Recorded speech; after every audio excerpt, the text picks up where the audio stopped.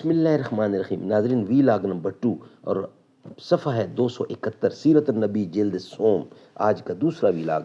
ناظرین، اردو زبان میں سرور عالم صلی اللہ علیہ وسلم کی سیرت پر جامع ترین کتاب سیرت النبی صلی اللہ علیہ وآلہ وسلم. رائٹر ہیں اس کتاب کے علامہ شبلی نعمانی رحمۃ اللہ علیہ، علامہ سید سلیمان ندوی رحمۃ اللہ علیہ. جلد سوم. بسم اللہ الرحمن الرحیم. الحمدللہ رب العالمین والصلاة والسلام علی سید المرسلین وعلی آلہ واصحابہ اجمعین.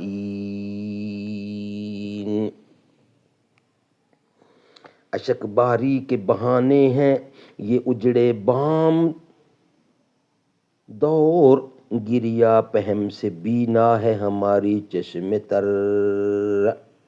اشک باری کے بہانے ہیں یہ اجڑے بام و در، گریا پہم سے بینا ہے ہماری چشمائے تر.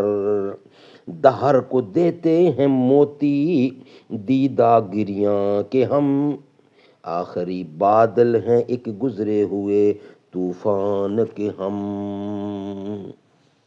حافظ ابو نعیم نے دلائل میں جہاں یہ حدیث نقل کی ہے صاف لکھ دی ہے، وَهَذَا الْحَدِيثُ تفارو بِهِ وَآزَا ابن محمد او تفرد بذکر سن ازی شک فیہ ان قلبہ. یہ حدیث صرف معاذ بن محمد نے نقل کی ہے اور وہی اس عمر کی تعین کے بیان میں جس میں شک صدر ہوا منفرد ہیں، یعنی اس روایت کی کسی اور نے تائید نہیں کی ہے.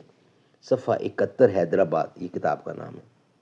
20 برس کے سن کی روایت بھی معینہ ان ہی لوگوں سے تھوڑے تغیر کے ساتھ ان ہی الفاظ میں زوائد احمد، صحیح ابن حبان، حاکم بہقی اور مختارہ ضیاء میں ہے، یعنی کنز الاعمال جلد 6 صفحہ نمبر 96. لیکن اس سلسلہ روایت کا حال آپ سن چکے ہیں کہ وہ معتبر نہیں. آغاز وحی کے موقع پر شک صدر کی روایتیں دلائل ابو نعیم، دلائل بہقی، مسند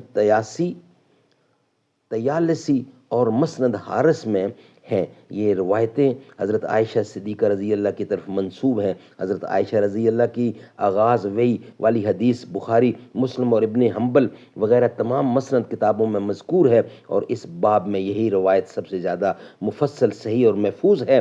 لیکن ان کتابوں میں اس موقع پر شک صدر کا مطلق ذکر نہیں. اس سے اس واقعہ کی بے اعتباری ظاہر ہوتی ہے. علاوہ بری ابو نعیم، بہقی، طیالسی اور حارث والی اس روایت کی مرکزی سند ابو عمران الجعفی بن یزید بن باؤوس عن عائشہ ہے. یزید بن بانبس محجول ہے اور اس سے صرف ابو عمران الجوفی ہی نے روایت کی ہے کہ کسی اور نے اس کو نہیں لیا ہے.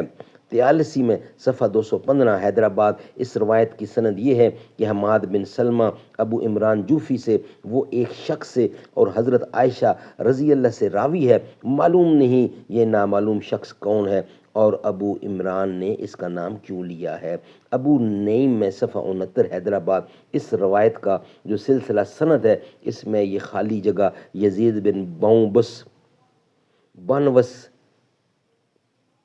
بمبوس کے نام سے پر کی گئی ہے، جس کا حال ابھی اوپر گزر چکا ہے. علاوہ ازیں ابو نعیم کی روایات میں اس کے نیچے داؤد بن المجر ایک شخص آتا ہے جس کو اکثر محدثین ضعیف بلکہ دروغ گو تک کہتے ہیں. اسی کے ساتھ اس روایات کے اندر بعض ایسی لغو باتیں بھی ہیں جو اس کو صحت کے پایہ سے ساقط کرتی ہیں.